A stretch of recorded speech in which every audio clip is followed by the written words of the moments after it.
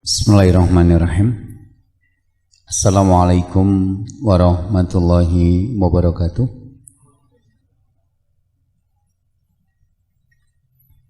Innal hamdalillahi nahmaduhu wa nasta'inuhu wa nastaghfiruh wa na'udzu billahi min shururi anfusina wa sayyiati a'malina may yahdihillahu fala mudhillalah wa may yudlil fala hadiyalah. Asyhadu an la ilaha illallah wahdahu la syarikalah wa asyhadu anna Muhammadan abduhu wa rasuluh. Allahumma shalli wa sallim ala nabiyyika Muhammadin wa ala alihi wa sahbihi ajmain amma ba'du. Usikum wa nafsi bi taqwallahi faqad fazal mu'minun al-muttaqun as-shadiqun. Hadirin kaum muslimin rahimakumullah. Bapak-bapak, ibu-ibu dan saudara-saudara yang dimuliakan Allah, alhamdulillah pada malam hari ini kita kembali dipertemukan Allah di majelis ini untuk melanjutkan kajian rutin kita setiap Kamis kedua, keempat, dan kelima.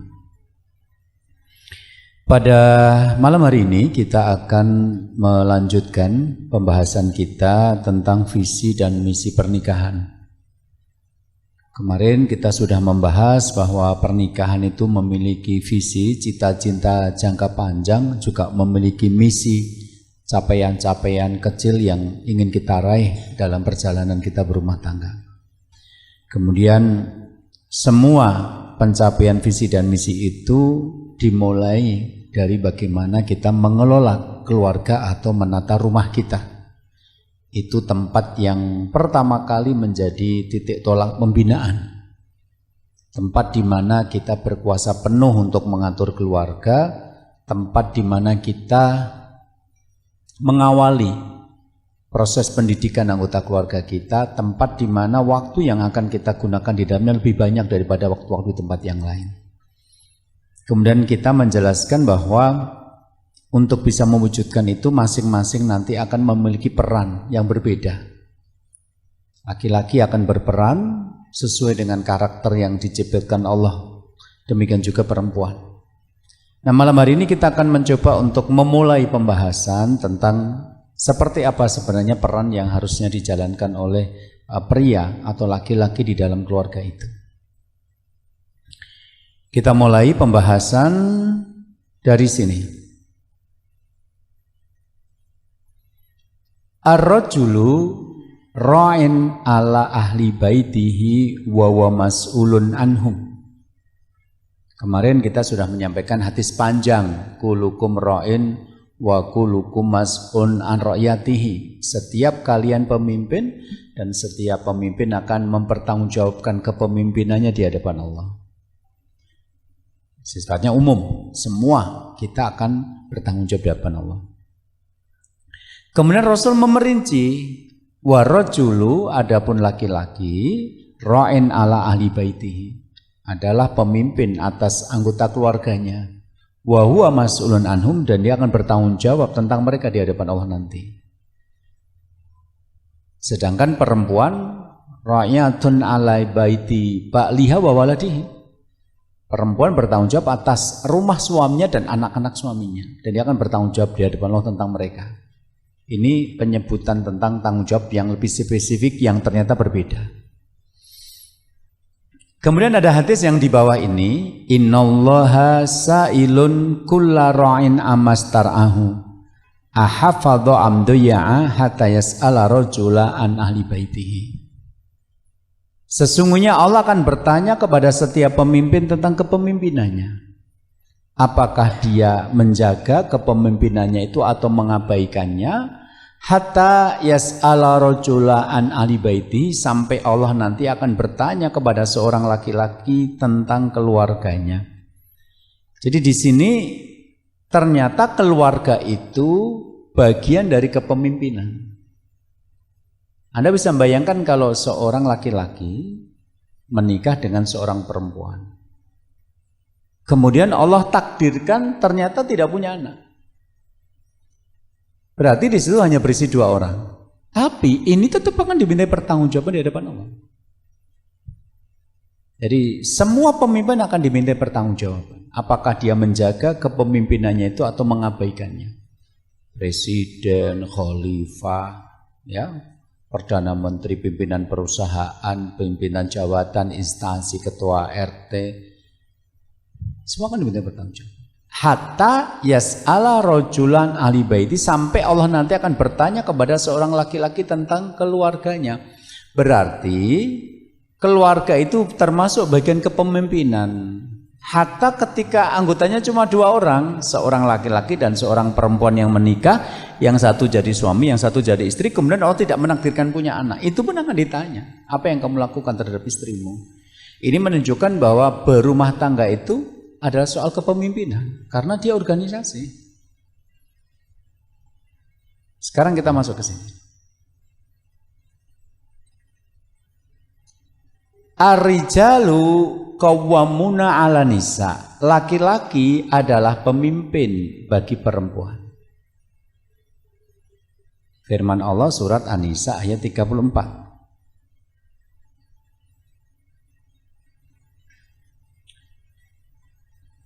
Kalau kita membaca terjemahannya jelas di situ ditulis laki-laki adalah pemimpin bagi perempuan.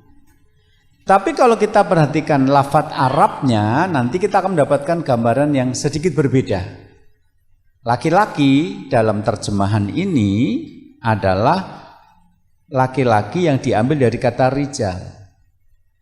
Di mana kata rijal ini merujuk kepada laki-laki yang punya integritas, yang punya kemampuan memimpin.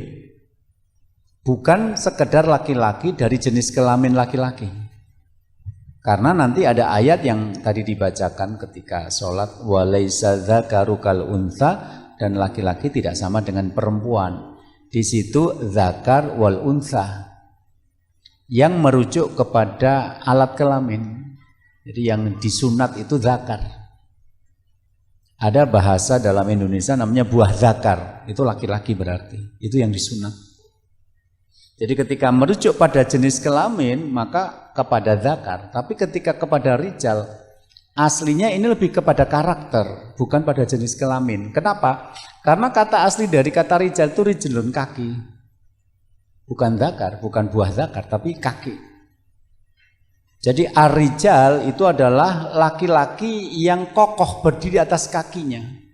Maka kata rijal sering dipadu-padankan dengan tokoh masyarakat, pemimpin, pahlawan. Jadi kalau ada orang laki-laki yang terkenal, berwibawa, berpengaruh, itu sering disebut dengan rijalul qaum. Dia adalah tokoh masyarakat di situ. Jadi kata rijal di sini mengacu kepada kemampuan, pada integritas pribadi, bukan semata-mata pada jenis kelamin. Qawamuna dari kata qoma yakumu, artinya berdiri. Qawam adalah yang bisa mendirikan, alal mar'ati, atas perempuan. Jadi perempuan diciptakan dari tulang rusuk yang bengkok. Jadi perempuan untuk bisa istiqomah di atas kebenaran itu butuh laki-laki yang kuat, yang bisa mimpin. Jadi sekali lagi kalau terjemahnya laki-laki adalah perempuan, tapi kalau bahasa Arabnya bukan zakar, memimpin atas unsa, bukan, tapi rijal ala nisa. Nanti akan saya jelaskan di belakang.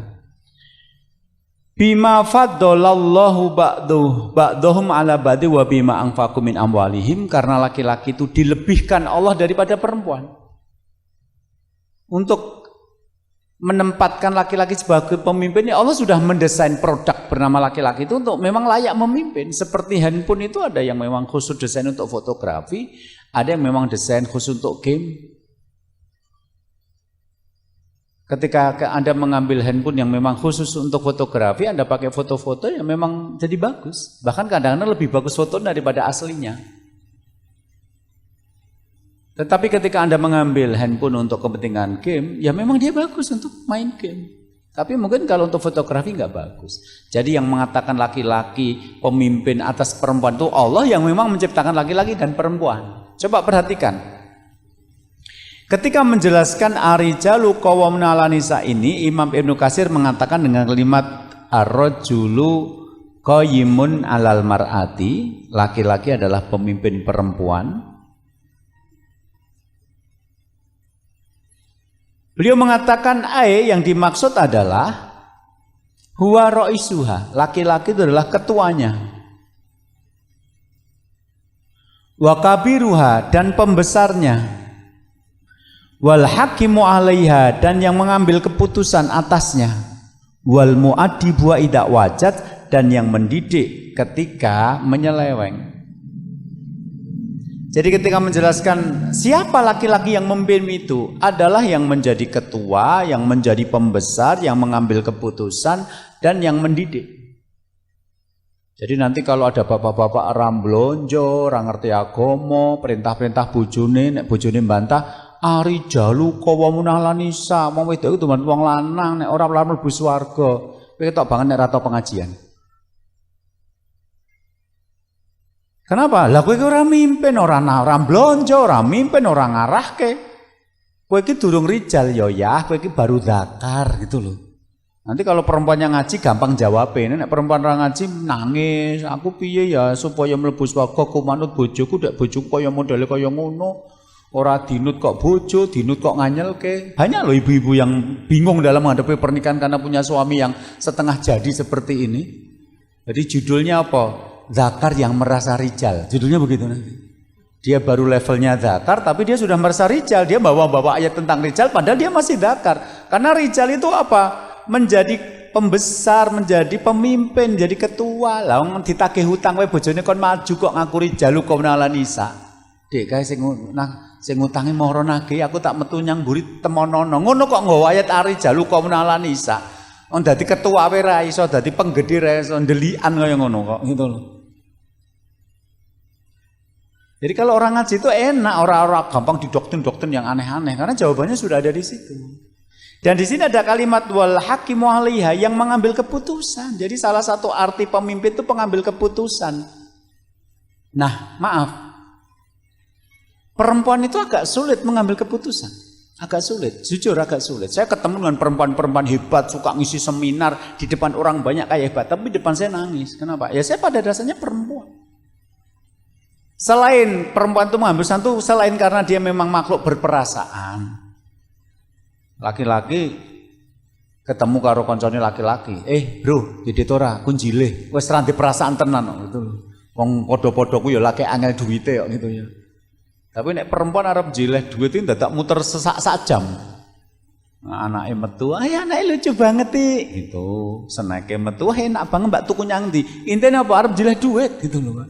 Ngomong jual duit ngono wis sak jam muter gitu loh, Pak. Nah, selain karena makhluk berperasaan, perempuan itu agak susah mengambil keputusan. Kenapa?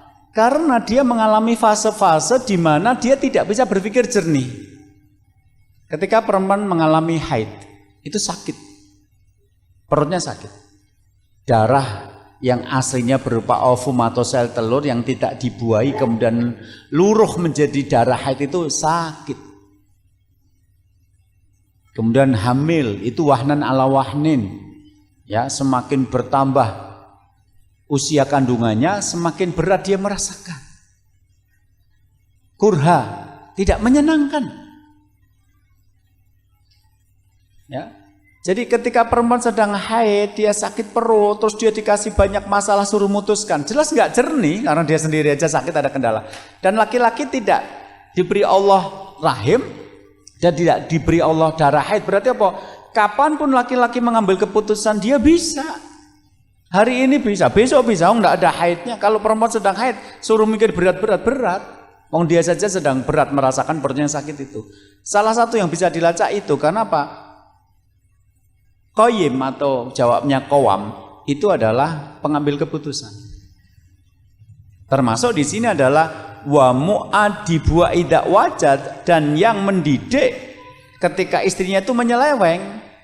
Berarti nanti kalau ada bapak-bapak pengeluh bojoku kok angel mentak atur, kowe iki urung ngatur, kowe iki lagi akon-akon gitu loh. Dek gak no wedang, mau gawe dhewe. Kowe iki lho dikongkon nek senengane bantah. Lah kowe ya ora tau didik kok, Dik, linggih kene. Kowe iki mlebu swarga nek manut karo wong lanang. Kowe ya tak blonjo, gek aku akone ya ora sing salah-salah, manut to ya, Dik. Ora tau ngandani, ora tau ngajak pengajian, ora tau dialog, ngerti-ngerti akon dibantah langsung. Kowe aja mbantah, kowe ora mbantah aku ora mlebu swarga lho. Kowe belum mendidik, itu baru nyuruh. Itu baru nyuruh. Perempuan soleh itu kalau dipandang menyenangkan, kalau diperintah mentaati. Kalau nek dikongkon senengane bantah, nek disawang ulate peteng terus.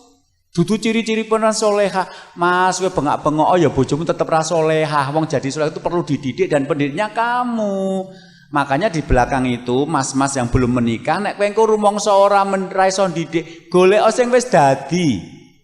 Ahwat-ahwat pengajian apa lulusan pondok pesantren, wis ngerti ra iso didik, golek yang pasar malam. Oh nek dikongkon ramaan tuh kowe bengak-bengok, rasakno wis stroke engko dadian gitu. Jadi kalau laki-laki merasa nggak bisa didik istri, nanti nyarinya yang sudah jadi. Perempuan sudah ikut pengajian, perempuan lulusan pondok gitu loh, wis genah ra iso didik kok golek sing angel dididik loh. Karena apa? Qawwam itu mendidik, bukan sekedar perintah-perintah. Beda loh, memberikan perintah dengan mendidik itu beda. Coba nanti kalau ada perempuan berani sama suami namanya nusus. Wasiat Al-Quran pertama kepada laki-laki ketika menghadapi istri yang sudah adalah wa'idhuhunna, nasihati dia. Jadi bisa jadi istrimu itu berani sama kamu karena kamu tidak pernah menasihati. Nasihat itu berarti mendidik. Gitu. Oke. Sedangkan Imam Al-Jazairi dalam tafsir beliau ketika menjelaskan makna qawwamuna yang memimpin, beliau mengatakan jamak dari kata qawwam. Ya. Huwa man yakumu ala syai'. Yang dimaksud dengan qawwam adalah dia yang bertanggung jawab atas sesuatu.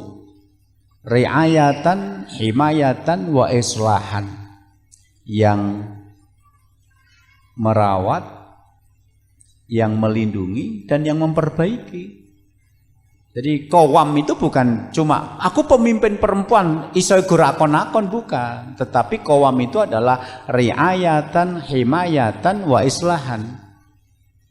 Merawat, melindungi, dan memperbaiki.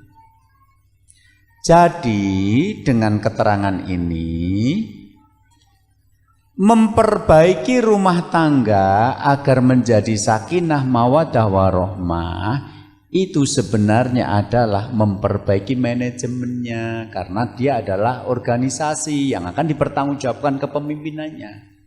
Nah, yang namanya organisasi itu berarti kalau mau diperbaiki itu syaratnya adalah memperbaiki pemimpinnya. Jadi berdasarkan keterangan para ulama bahwa memperbaiki rumah tangga itu jane gampang. Perbaikilah suaminya sebagai pemimpin, rampung. Wong perempuan itu nanti perintahnya taatilah suamimu. Ketika perempuan mencoba untuk taat tapi yang ditaatilah laki-laki yang baik, selesai. Mentaati laki-laki baik itu selesai. Jadi sekarang kita bukan kok istri-istri yang disuruh untuk mengikuti pengajian keluarga sakinah sing lanang malah guru datutut yang dalan, bukan. Memperbaiki rumah tangga itu jadi memperbaiki laki-lakinya sebenarnya. Karena dia pemimpin, kalau pemimpinnya bagus nanti anggota organisasi itu akan bagus dengan sendirinya. Perhatikanlah, sebagus apapun organisasi kalau dipimpin pemimpin yang salah, pelan tapi pasti akan hancur. Sejelek apapun organisasi kalau dipimpin pemimpin yang baik, pelan tapi pasti akan berubah jadi baik. Sama, rumah tangga itu juga kepemimpinan. Jadi untuk memperbaiki rumah tangga aslinya adalah memperbaiki pemimpinnya. Perhatikan penjelasan Imam Ibnu Ashur dalam kitab beliau At-Tahrir wa Tanwir. Ini kitab tafsir. Ketika menjelaskan firman Allah Ar-rijalu qawwamuna 'alan nisa itu tadi, beliau mengatakan begini. Faqauluhu, adapun firman Allah Ar-rijalu qawwamuna 'alan nisa, laki-laki adalah pemimpin perempuan, aslun tasriyun kuliyun. Tatafarraq anhu al-ahkamul lati fil ayati ba'dahu. Maka firman Allah para laki-laki adalah qawam bagi para perempuan adalah syariat utama yang menyeluruh. Aslun tasriyun kuliyun, syariat utama yang menyeluruh. Tatafarraq anhu al-ahkamul lati fil ayati ba'dahu, di mana hukum-hukum pada ayat-ayat setelahnya adalah cabang dari syariat utama ini. Jadi semua persoalan rumah tangga aslinya adalah cabang dari kaidah utama berjudul aslun tasriyun kuliyun, Syariat utama yang menyeluruh. Jadi kalimat laki-laki adalah pemimpin perempuan itu adalah inti dari sebuah keluarga. Baik buruknya keluarga ditentukan oleh baik dan buruknya laki-laki dalam keluarga itu. Maksudnya begitu.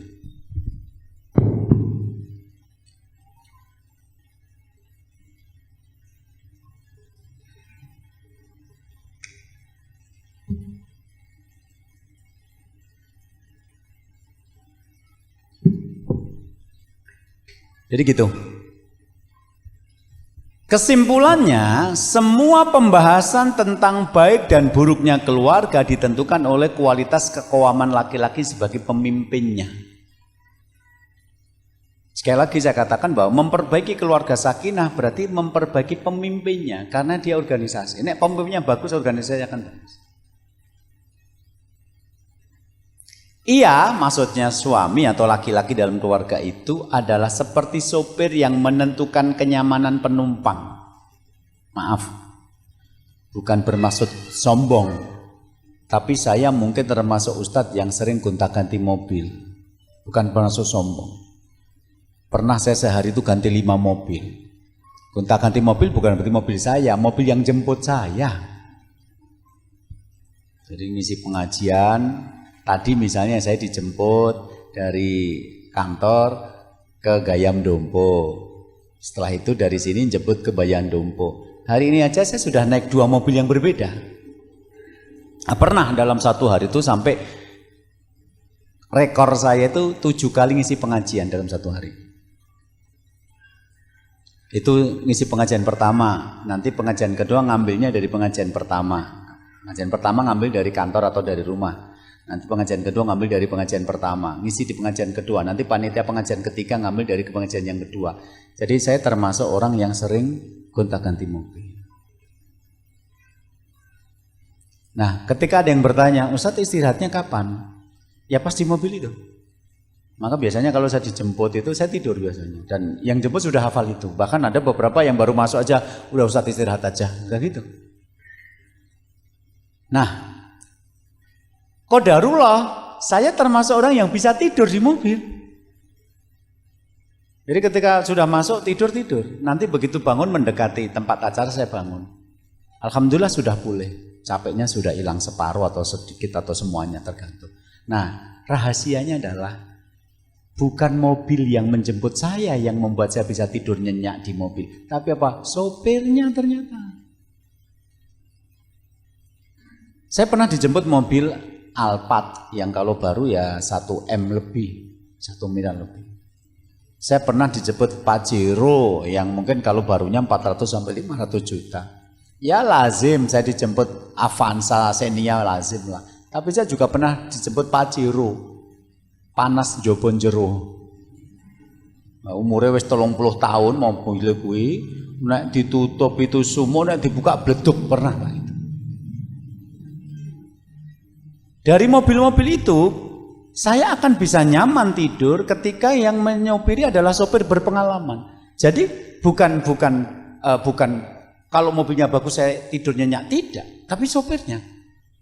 Lah nek wis mobile Alphard, sopirnya pengalaman, ya Allah, wis angler tenan wis gitu loh. Wis mobile Pajero panas jobenjoro, sopirnya ngerime ngaget. Jadi sedang tidur jatuh ke depan. Karena kalau direm ngaget itu kan tetap ada daya sentrifugalnya. Saya mesti akan jatuh ke depan. Nek ngepot itu wes armeh nabrak uang itu ini wes hati-hati loh Pak. Ini nanti kowe nggawa barang langka loh Pak itu ya. Gitu Pak. Jadi itu seperti itu. Laki-laki dalam rumah tangga itu seperti sopir. Bukan rumahnya. Rumahnya mau bagus mau tidak bagus nomor 2. Nomor 1 adalah suaminya atau ayahnya di situ seperti apa. Oke, ini sedang makan, lauknya adalah tempe sama kangkung. Duduk bareng mengelilingi meja makan, kemudian dibuka. Tempe karo kangkung. Apa yang dilakukan oleh laki-laki ini? Masya Allah, masih ada zat besi. Kangkung itu zat besinya tinggi loh. Anaknya ngomong, oh tempe meneh toyah ya Allah, tempe itu makanan paling sehat sedunia loh nak. Ini adalah protein nabati pakai fermentasi, sehat. Kamu kalau pergi di Amerika Serikat, tempe jauh lebih mahal daripada ayam potong. Ini sehat, ayo makan. Nah, terus mbok kreatif, tempenya dibentuk kaya iwak ngono kan lho. Terus nanti bapaknya comot-comot, Masya Allah, Alhamdulillah Rabbil Alamin, kita masih bisa makan seperti ini. Makasih loh Buya sudah masak buat kita semua. Yakin anak-anak tetap pengaruh begitu. Bandingkan ketika nanti sudah di depan meja makan, ngelilingi meja makan, kemudian dibuka. Tempe karo kongkong meneh ra nang liyane to. Radoyan langsung lunga jajan dhewe. Bukan rumahnya yang membuat juah itu akan tenang atau tidak. Kelakuan dari laki-laki ini yang akan membuatnya. Ibarat sopir, dia mau ngerem mendadak atau pelan-pelan. Dia mau ganti gas kasar atau halus. Dia mau belok ngepot atau arep mlebu jurang gitu loh. Jadi rumah itu nomor sekian. Mau rumahnya bagus, nek kelakuannya suka mencela, kelakuannya tidak ramah, omongannya kasar, ya tetap tidak enak. Maka yang menentukan sebuah keluarga itu nyaman atau tidak nyaman, itu seperti yang terjadi pada kendaraan, sopirnya. Jadi bapak hati-hati kalau ngomong, bapak hati-hati kalau bersikap, kan itu akan mempengaruhi suasana rumah menjadi nyaman atau tidak nyaman. Maka ini fakta-fakta yang saya berikan. 70% lebih perceraian yang terjadi di Indonesia adalah gugat cerai. Nggak percaya, lihat aja di Google. Maksudnya apa? Laki-laki dan perempuan yang menikah kemudian tidak bahagia. Maaf. Suami yang tidak ngasih nafkah, suami yang kalau marah nama-nama binatang keluar, suami yang suka mukul istri. Suami model begini loh kon megat bojone tetep ra gelem. Mas aku serah betah karo kowe, aku serah tresno karo kowe. Mbok wis to Mas, aku pegatan. Ra bakal tak pegat, kene arep pegatan kono ngurus dhewe nyang pengadilan agama. Lanangan model kowe ya eneng iki. Oke. Sampai istrinya tidak betah menjalani rumah tangga yang tidak bahagia itu, kemudian dia yang memutuskan untuk mendaftarkan pengadilan agama gugatan cerai. Saya sudah nggak sanggup hidup bersama laki-laki itu, tapi saya menunggu dia menceraikan saya tidak, maka saya yang menggugat cerai. Jadi gugat cerai artinya apa? Cerai datang dari pihak perempuan. Dan ternyata di Indonesia dari kasus-kasus perceraian yang terjadi yang dalam 1 tahun lebih dari 300.000 kasus itu, mayoritas lebih dari 70% adalah istri yang menggugat cerai suaminya, bukan laki-laki yang menceraikan istrinya. Ini menunjukkan bahwa memang laki-laki yang baik itu jumlahnya tidak banyak di Indonesia. Makanya ibu-ibu di belakang itu kalau sudah punya suami baik diopeni, ditakleni tenanan. Cari suami yang baik itu tidak mudah hari ini. Buktinya apa? Ya setelah menikah ternyata lebih banyak perempuan yang menggugat cerai daripada laki-laki yang menceraikan. 1, 2. Konflik menantu dan mertua. Jadi kalau ada rumah tangga antara menantu dan mertuanya itu padu, itu hasilnya mergo sang lanang iki ora tegas, ora kowam. Bu, empun, mboten sang elek-elek bojo kula niku ibune anak-anak. Wong jenengan nggih mboten sak omah kok. Pun. Nah, jenengan mboten seneng nggih pun. Jadi jangan biarkan ibumu masuk mengomentari istrimu karena itu menyakitkan. Sebaliknya nanti kalau istrimu mengomentari ibumu juga kamu stop. Wis to, kowe ki rasa ngomong babakan mbokku, sak elek-elek mbokku. Aku pernah 9 bulan berada di rahimnya. Dan kowe kudu ngerti lho, ra eneng mantan mbok. Mantan istri banyak. Nek kowe macam-macam tak mantan ki lho, bukan laki-laki letoy nanti kalau sama ibunya, bojomu yang ndi? Nggih mantu siji kaya ngono. Nggih ngoten nika kok bojo kula. Oh, tambah bener mbokmu kok. Ngono nek kowe tekan ngomah nek bojomu mbokmu jane karepe piye to? Ngene ngurus-ngurusi rumah tanggane wong liya. Nyat mbokku ya ngono kuwi ya. Bubar rencanane ngono jenengan. Jadi percayalah, kalau ada istri dan mertuanya perempuan padu, mergo sing lanangane kuwi ora teges tak kan. Lah ngapa ora tegas? Sing nyambut gawe sing wedok, dia pejantan tidak tangguh kok mulane rawani nika-nika. Nek wani nganyen bojone wis ayo pegatan piye diurus nang pengadilan. Sesuk ora mangan ora nyambut gawe. Jadi laki-laki tidak memberikan nafkah itu tidak tangguh. Makanya kalau kembali ke yang tadi, ayat yang pertama tadi, salah satu yang membuat laki-laki berwibawa apa? Bima anfaqu min amwalihim, karena laki-laki itu memberikan nafkah dari sebagian hartanya. Jadi nek wong lanang ra diblonjo kuwi kaya nggon tertulis di belakang truk, sak bagus-baguse wong lanang nek ra duwe duit ingah-ingih. Dadi wong lanang iki mbok piye carane nyambut gawe, mbok tuk dit pira nyambut gawe aja kur nyang omah nganggur wae ning mayan handphone baru kecantol karo mantane, ramu tu blas. Ada loh laki-laki itu nggak kerja istrinya di rumah malah mainan handphone, akhirnya dia malah selingkuh sama mantannya. Ramu tu blas wong lanang kaya ngono. Kok menengi napa jenengan wong ya? Nek dudu jenengan tenang wae to ya, kok kaya jenengan sing kula critakake ngono lho. Jojo ya. Jadi gitu. Jadi Al-Quran sudah mengatakan laki-laki itu qawam karena apa? Bima anfaqu min amwalihim, karena dia memberikan nafkah. Jadi laki-laki enggak beri nafkah biasanya ingah-ingi. Engko nek mboke muni-muni dhek meneng tok ngeper, kenapa? Sampai hari ini sing bayari SPP bocah-bocah cek mboke kok. Nanti kalau istrinya marah-marah dia cuma diam. Lah apa sing nyambut gawe bojone kok? Kembali ke rumus Quran, laki-laki itu tangguh karena dia memberikan nafkah. Sedikit banyak urusan takdir, tapi yang penting kerja dulu. Jangan sampai laki-laki Islam kok nganggur nyang omahe, jangan sampai. Aku dipecat ke perusahaan kok, ya golek gawean dhewe dodol mie ayam. Dadi tukang pijet, potong rambut, isoh. Ada laki-laki masa pandemi di luar dari pekerjaan terus sebagainya ngomah nganggur. Kaya nek wis daftar nyambut ke nyang perusahaan wis kaya rasa kerja gitu loh. Nyang omahku wis dadi sopirku wis piye gelem ra? Kak blonjo 3 juta gelem ra? Gitu. Jadi laki-laki itu nanti kita bahas di belakang. Jadi salah satu peran laki-laki itu apa? Pemberi nafkah dalam keluarga. Bukan soal banyaknya, tapi soal tanggung jawab kerjanya. Saya tidak mengatakan nek sithik itu berarti ndak baik, bukan. Oke nek kayak aneh mbok tua, ya luwih apik timbangane luwih apik sithik kerja sendiri gitu loh. Jadi kembali ke sini. Kualitas anak-anak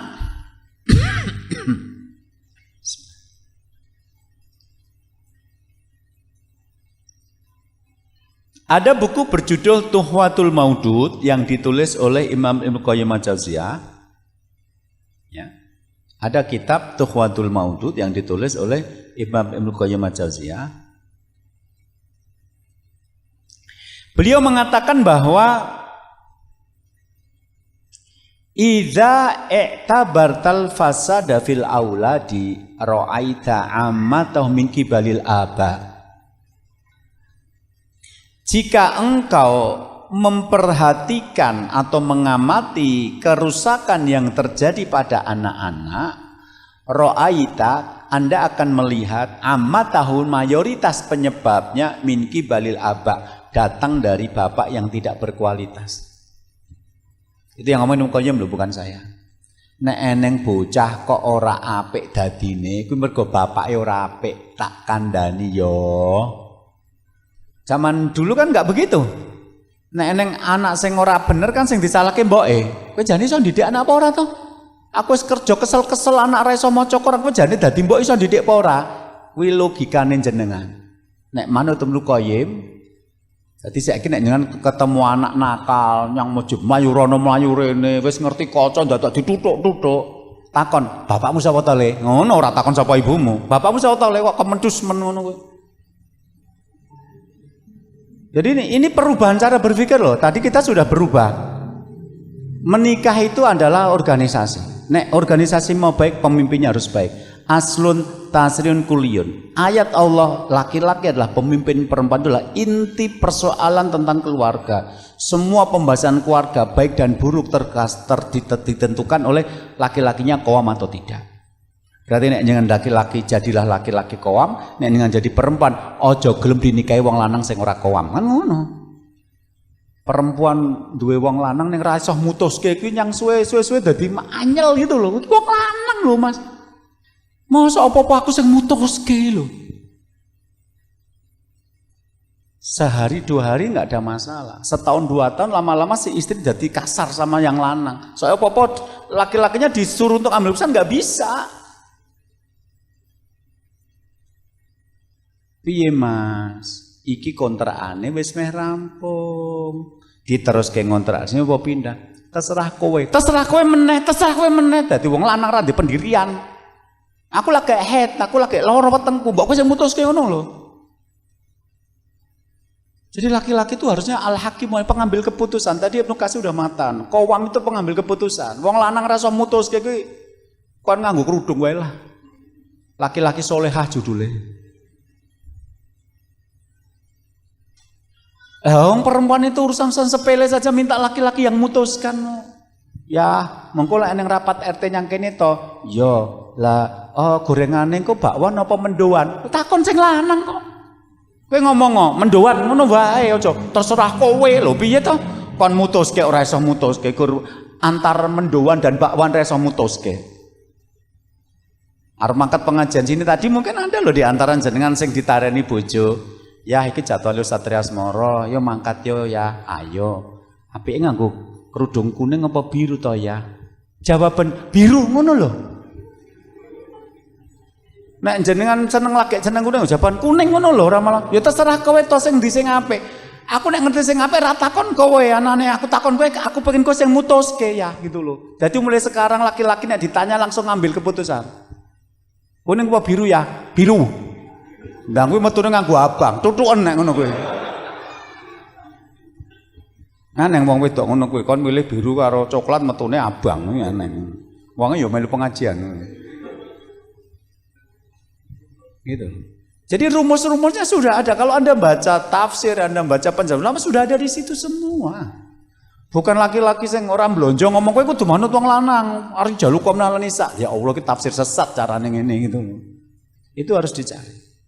Jadi Ibnu Qayyim menulis buku namanya Tuhmatul Maudud mengatakan jika Anda mengamati kerusakan yang terjadi pada anak-anak, maka mayoritas kerusakan disebabkan oleh bapak. Jadi kalau sekarang kita ketemu anak nakal takon, kowe jane bapakmu sapa to le? Ora takon sapa ibumu. Wong ibumu sing rapi ku ya pilihane bapak. Wong sing nglamar ki bapak. Dadi pomone ibune rapi. Lah bapak ndak kok ya milih ibu sing rapi, wong sing apike akeh nganti dadi perawan tuwa ditokne. Sing rapi malah mbok pek dadi bojo. Gitu loh. Jadi kenapa logikanya begitu? Bahkan poligami. Jadi kalau ada bapak-bapak yang mau bicara tentang ta'adud atau menikah dengan 2 atau 3 istri, itu sebenarnya tentang kemampuan dia memimpin. Saya katakan ya sama bapak-bapak yang di sini pengen nikah lagi, menikah lagi itu bukan berarti memiliki 2 atau 3 istri saja. Tetapi berpoligami itu berarti memimpin 2 atau 3 keluarga. Beda loh, memiliki 2 istri dengan memimpin 2 istri itu beda loh Pak. Memimpin 2 istri maksudnya begini, Anda datang ke istri pertama, ngobrol. Kenapa? Anda suaminya. Mertua datang, sambut. Anda menantunya. Anak-anak jedul, didit. Oh itu anak Anda. Undangan rapat RT, mangkat rapat RT. Undangan jadwal rondo, mangkat rondo. Lah Anda warga negara di situ kok. Nanti pagi-pagi anaknya diajak jalan-jalan, ketemu karo tonggo, ya ngomong, kula bojone endang, kenalke. Begitu Anda pindah ke istri yang kedua, di sana Anda melakukan hal yang sama. Ya rapat RT, ya rondo, ya didik anak, ya ngomong karo bojo, ya ngladeni maratuwa. Itu namanya memimpin 2 keluarga.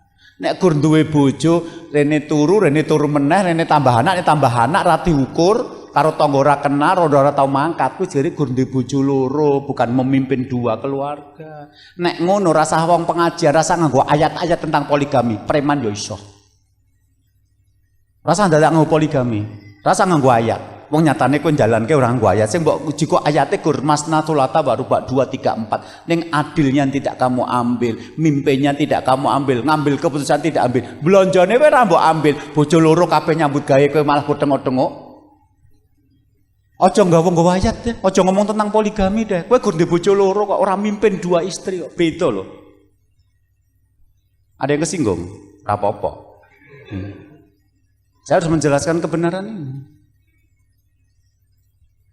Di sana Anda ayah wong punya anak, di sana Anda suami yang punya istri, di sana Anda menantu wong punya mertua, di sana Anda yang ladeni adik IP wong jenengan punya adik-adik ipar, di sana Anda bertetangga punya tetangga. Lakukan yang sama persis dengan di sini. Bukan cuma duwe bojo loro, bojone kon kerja kabeh, dhek gur pindah rono pindah rene.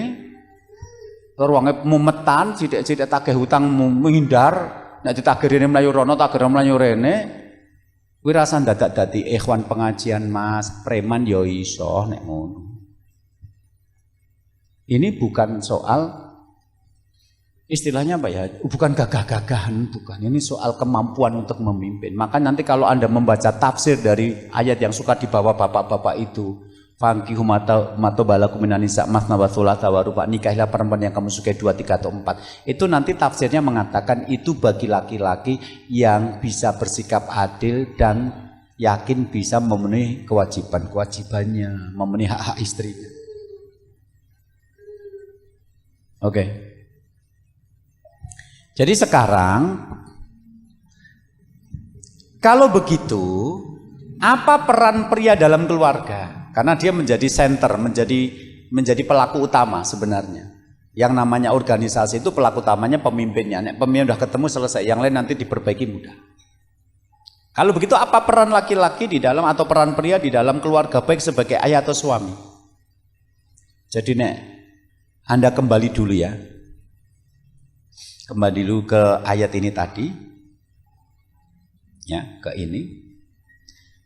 Kalau Anda memperhatikan ayat ini, Bapak-bapak, Ibu-ibu sekalian, arijalu qawwamuna 'ala nisa, laki-laki adalah pemimpin perempuan, bima faddalallahu ba'dhum 'ala ba'din, karena Allah telah melebihkan laki-laki daripada perempuan. Tadi pada desain tubuhnya laki-laki tidak mengalami haid tadi. Wa bima anfaqu min amwalihim, dan karena laki-laki memberikan nafkah dari sebagian hartanya tadi. Kalau Anda baca ayatnya nanti dilanjutkan dengan kalimat ini, fassolihatu qanitatun hafidhatun lil ghaibi bima hafidhallah. Maka istri yang solehah adalah istri yang taat kepada Allah dan kepada suaminya, dan dia menjaga kehormatan dirinya ketika suaminya tidak ada. Jadi menurut ayat ini laki-laki itu qawwam, menjadi pemimpin karena satu bisa mendidik keluarga, Allah melebihkan dia di wilayah itu. Yang kedua karena dia memberikan nafkah, sedangkan perempuan itu solehah satu ketika dia taat kepada Allah dan suami, dua dia menjaga kehormatan diri. Lah itu penghubungnya adalah huruf fa ini. Anda perhatikan di sini ada huruf fa, fassolihatu. Ya, fassolihatu. Nah, Imam Ibnu Ashur dalam kitab At-Tahrir wa Tanwir tadi mengatakan fa dalam ayat ini adalah fa istinaf, fa permulaan, di mana susunan kalimat sebelum fa telah sempurna dan selesai. Laki-laki adalah pemimpin perempuan karena Allah melebihkan laki-laki dalam hal memimpin, dan karena laki-laki memberikan nafkah dari sebagian hartanya. Titik. Ini berarti kalimat sempurna. Maka ukuran laki-laki dalam konteks keluarga adalah bisa mendidik keluarga dan bisa memberikan nafkah. Jadi nanti jangan sampai ibu-ibu salah paham. Ustadz, tolong saya ada masalah rumah tangga. Oke, ibu bisa cerita? Bisa Ustadz, silakan. Sebenarnya suami saya itu baik Ustadz. Loh, nek baik kenapa kesini konsultasi? Kan tinggal menjalani rumah tangga sakinah mawaddah warahmah bersama laki-laki yang baik itu. Wong siapa suami baik kok datang konsultasi? Ada apa? Suami saya sebenarnya baik Ustadz. Ya ada apa? Kenapa konsultasi kesini? Ibu mengatakan suami ibu baik kenapa? Ya suami saya itu rajin baca Quran, sehari 1 juz, puasa Senin Kemis, sering ikut pengajian, sholat 5 waktu ke masjid. Lantas kenapa ibu datang ke sini? Suami saya malas kerja Ustaz. Jadi jarang ngasih nafkah buat saya. Itu namanya nggak baik Bu. Sing ngarani baik iki kowe ae. Ora apik kuwi. Kenapa? Laki-laki yang baca Quran, laki-laki yang puasa Senin Kemis, laki-laki yang sholat 5 waktu ke masjid, itu bukan ciri-ciri suami, itu ciri laki-laki. Bahwa laki-laki itu bahwa suami itu laki-laki, tapi tidak semua laki-laki jadi suami loh. Ini semuanya di depan saya laki-laki. Apa semuanya suami? Enggak. Sing cilik kira mungkin suami rung wayahe.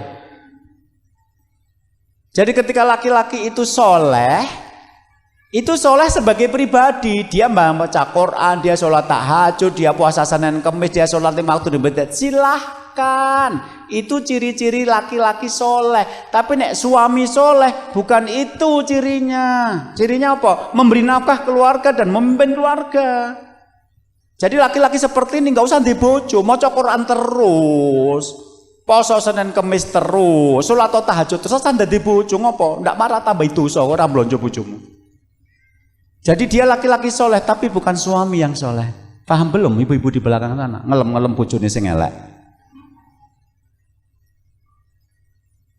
Sementara perempuan juga begitu. Ciri perempuan soleh itu apa? Qonitatun hafidhatun.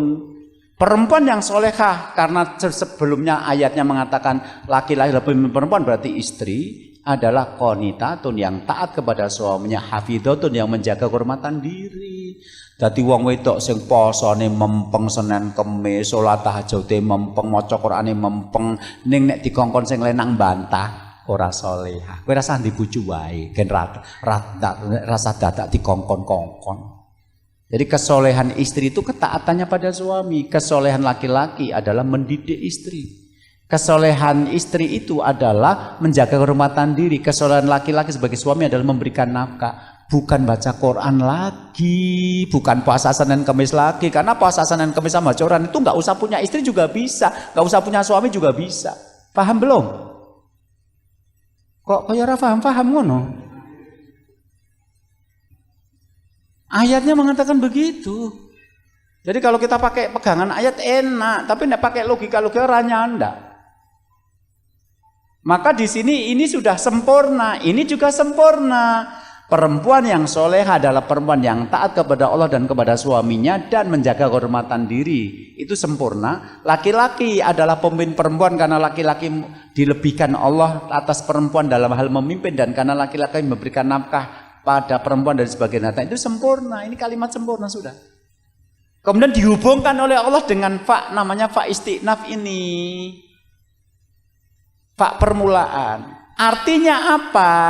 Kalimat, susunan kalimat sebelum huruf fa telah sempurna dan selesai, kemudian kalimat setelah fa nanti juga sempurna selesai, tapi kemudian dilanjutkan, digabungkan dengan huruf fa istinaf itu tadi, sehingga terjadilah hubungan antara kalimat fa dan sebelum dan sesudah fa. Artinya adalah baik dan buruknya perempuan dalam keluarga, solehah dan tidaknya seorang istri dan anak perempuan ditentukan oleh bapak dan suaminya. Kenapa ada perempuan keluar rumah pakai baju ketat? Lalu sing lenang ratau ngelokke kon ganti sing longgar kok. Kenapa ada perempuan diboncengkan teman kerjanya pulang? Lah sing suami malah nitipke kok. Mungkin aku lagi loro, bojoku karo kowe lak sak kantor, engko nek mulai bojoku goncengno sisan, malah ngono kok. Ini laki-laki model-model begini yang membuat istrinya akhirnya tidak terjaga dengan baik, anak perempuannya tidak terjaga dengan baik. Jadi baik dan buruknya perempuan dalam rumah tangga ditentukan oleh baik dan buruknya laki-laki dalam rumah tangga itu. Jadi figur laki-laki sebagai ayah atau sebagai suami itu figur yang center. Pusatnya itu di situ. Ini kan maaf ya, ini kan pemahaman baru. Meskipun lama, karena kitab yang kita pakai kitab lama ya, tapi kan baru karena di masyarakat tidak berkembang pemahaman seperti ini bahwa memperbaiki rumah tangga itu berarti memperbaiki suaminya karena dia adalah pelaku utama dalam konteks keluarga, dia yang mengambil keputusan. Perempuan mana yang akan dia pilih untuk jadi istri, dia yang memutuskan. Apakah sekedar cantik, seksi, teman di atas ranjang, ataukah dia milih untuk ibu bagi anak-anaknya nanti.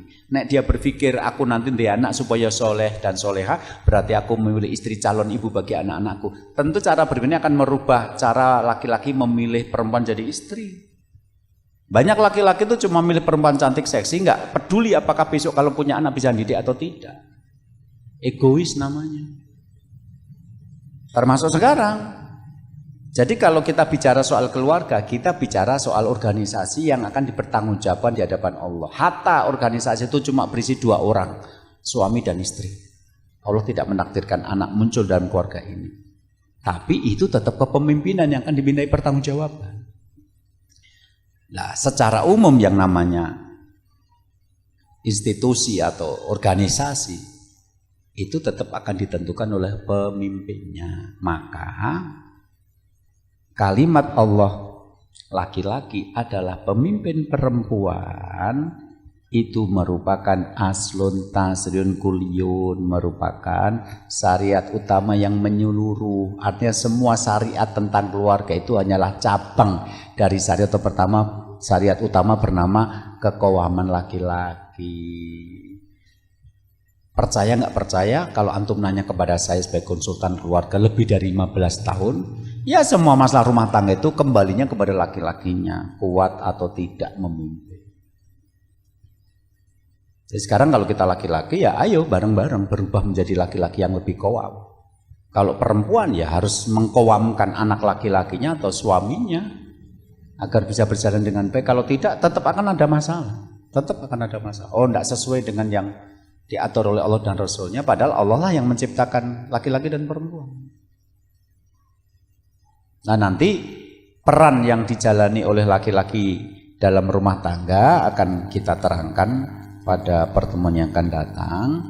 Demikian juga peran perempuan dalam rumah tangga itu nanti juga akan kita terangkan pada pertemuan yang akan datang. Ya, jadi ini tadi baru pembukaan bagaimana memahami dulu konsep-konsep berkeluarga di dalam Islam. Kita masuk pada pembahasan peran yang dijalani laki-laki dan perempuan itu berbeda. Yang satu pemimpin, yang satu makmum, otomatis kan berbeda. Selaku pemimpin dan selaku makmum jelas berbeda. Oke, kalau mungkin ada pembagian door prize, ada apa-apa yang disampaikan oleh panitia, saya kembalikan dulu kepada panitia. Materi saya nggak usah banyak-banyak, direnungkan dulu karena saya lihat bapak-bapak pada shock, Bu.